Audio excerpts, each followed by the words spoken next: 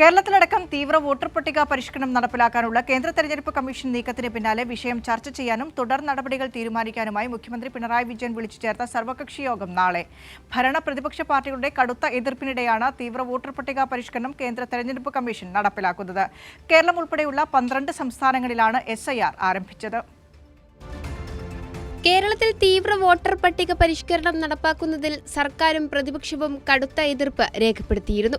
എന്നാൽ കേന്ദ്ര സർക്കാരിന്റെ ചട്ടുകങ്ങളായി പ്രവർത്തിക്കുന്ന തെരഞ്ഞെടുപ്പ് കമ്മീഷൻ SIR നടപടികളുമായി മുന്നോട്ടു പോവുകയായിരുന്നു.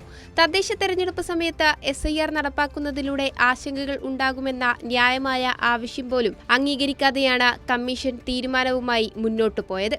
ഇത് സംബന്ധിച്ച കാര്യങ്ങൾ ചർച്ച ചെയ്യാനും തുടർ നടപടികൾ തീരുമാനിക്കാനുമായി മുഖ്യമന്ത്രി വിളിച്ച സർവകക്ഷി യോഗം നാളെ നടക്കും. എല്ലാവരുടെയും പിന്തുണയോടെ തുടർ നടപടികൾ സ്വീകരിക്കുമെന്നും മന്ത്രി P. രാജീവ് പറഞ്ഞു. കേരളത്തിൽ തദ്ദേശ സ്വയംഭരണ സ്ഥാപനങ്ങളിലേക്കുള്ള തെരഞ്ഞെടുപ്പ് അല്ലേ നടക്കുന്നത്.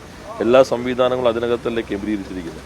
ആ ഘട്ടത്തിൽ ഇതിലേക്ക് പോകുമ്പോൾ ഉൾപ്പെടെ ആശയക്കുഴപ്പമുണ്ടാക്കും എന്ന ന്യായമായ കാര്യം പോലും പരിഗണിക്കാൻ തയ്യാറായിട്ടില്ല എന്നത് തെറ്റാണ്. അതെല്ലാം സർവകക്ഷി യോഗം പരിശോധിക്കും. നിലവിൽ കേരളം ഉൾപ്പെടെയുള്ള 12 സംസ്ഥാനങ്ങളിലാണ് SIR പ്രവർത്തനങ്ങൾ ആരംഭിച്ചത്.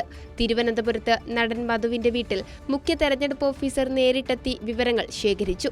അർഹരായ മുഴുവൻ വോട്ടർമാർക്കും വോട്ടവകാശം ലഭിക്കണമെന്ന് അദ്ദേഹം പറഞ്ഞു. കേരളത്തിൽ ഒരു 20 ദിവസത്തിനകം തന്നെ മൊത്തം ഫോം വിതരണം ചെയ്യുകയും അതിനെ മൊത്തം ഫില്ല് ചെയ്തിട്ട് തിരിച്ച് തരാനുള്ള ഒരു സാധ്യത ഉണ്ടെന്നാണ് എനിക്ക് തോന്നുന്നത്.